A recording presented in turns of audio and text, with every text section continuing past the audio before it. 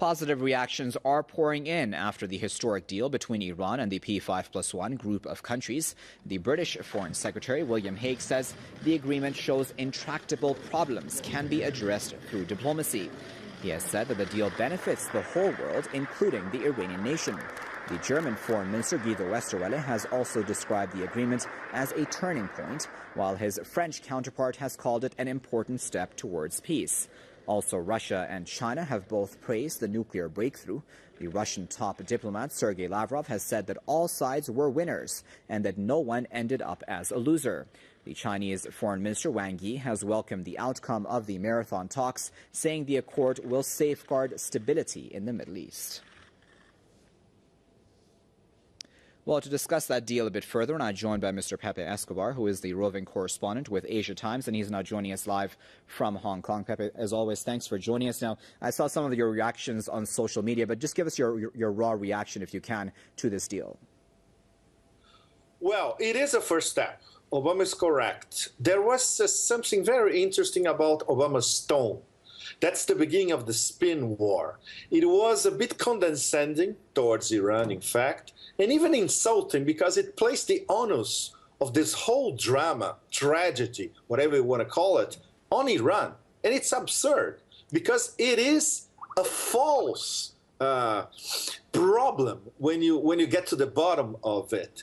Iran has the right to enrich uranium according to the NPT. This is obvious. This is something that Israelis will never understand because they don't subscribe to the NPT and they are a nuclear power already. Iran is not, and Iran is not seeking a nuclear weapon. I'm not saying that. 16 American intelligence agencies know that. The IAEA knows that. European monitors know that. Now it's a first step, I agree. The devil in the details is going to be next year. This is going to last for 6 months, right? So in May 2014, we should have the building blocks for a definitive agreement. And the terms for the moment, they are harsh. Iran can continue to enrich up to 5%, okay, not to 20%. It will be frozen. What they haven't reached up to 20%, it should be diluted according to the terms of the agreement. We still don't have the exact details. No more centrifuges for 6 months. Okay, so let's say that the Iranian nuclear program is frozen for 6 months. What Iran is getting in return is not that spectacular. I'm talking about, let's follow the money, the most important thing. Iran has more or less, I would say, at least $50 billion, $60 billion, in fact, frozen all over. Maybe they will get $6 or $7 billion from the U.S. It could be done by an executive order by Obama. There are $10 billion frozen in Europe. Iran is not going to have that for the foreseeable future, the next 6 months. And there's $50 billion there are with mostly Iran's Asian clients, Japan, China, South Korea, Turkey as well. Iran still cannot have this in terms of hard cash for the Iranian economy. They have to buy products from these countries, and some of these products are not very interesting for the Iranian economy. So it's still, I would say the thing moved just a little bit. The problem is, we have already seen that for the past 2-3 hours, in fact. The spin war in the U.S. and in European capitals is going to be relentless, saying we managed to curb Iran's military weaponized nuclear program, which is absurd, totally absurd. This is not going to be seen by Western public opinion as what it is. The first diplomatic step towards solving a problem that was basically created by U.S. paranoia. As we all know, every one of us who've been following this dossier for the past decade or so, we know how it's been spun, and the threats usually come from the U.S. or from Israel. This is not going to be addressed in the battle for public opinion. One good thing out of it is that public opinion all over the world is starting to see this for what it is. A diplomatic solution for an intractable problem. It's possible, and it opens the way for a definitive solution, proving to everyone that this is a false problem. The problem is that the U.S. wanted regime change in Iran until yesterday. Maybe they are trying to change their mind for the next few months to see what happens. And Israel, of course, they still want to bomb Iran for nothing, which is a completely absurd policy, let's put it this way.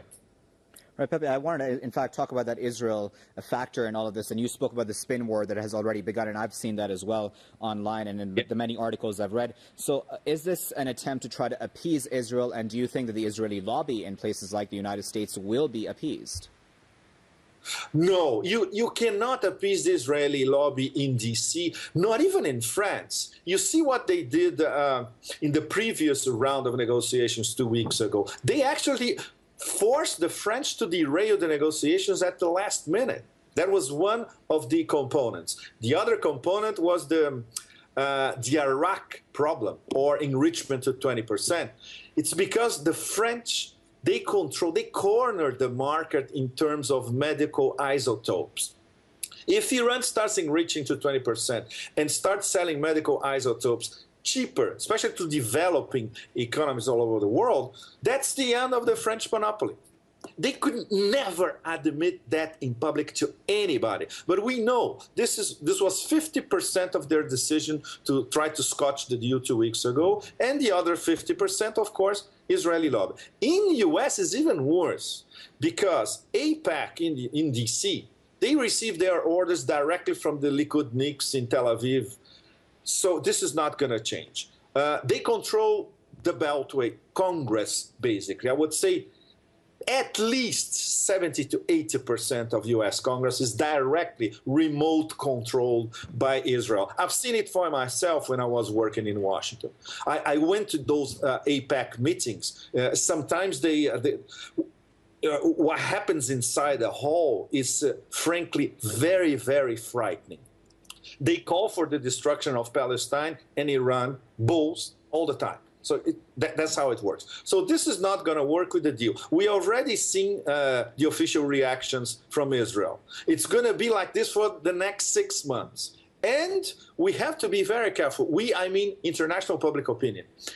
They can find a way to derail this whole thing with any means necessary, including false flags. So everybody has to be very, very careful about false flags for the next 6 months. So I would say they won't be appeased by anything the Obama administration says. They have Congress on their side, most of it.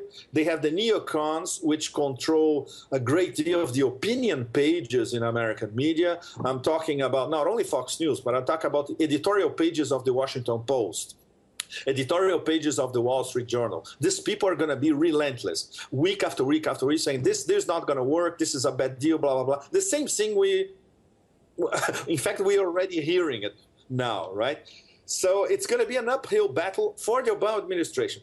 Let's see if the Obama administration, they will exercise all the political capital that they still have, which is not much at the moment, to, okay, we got a deal.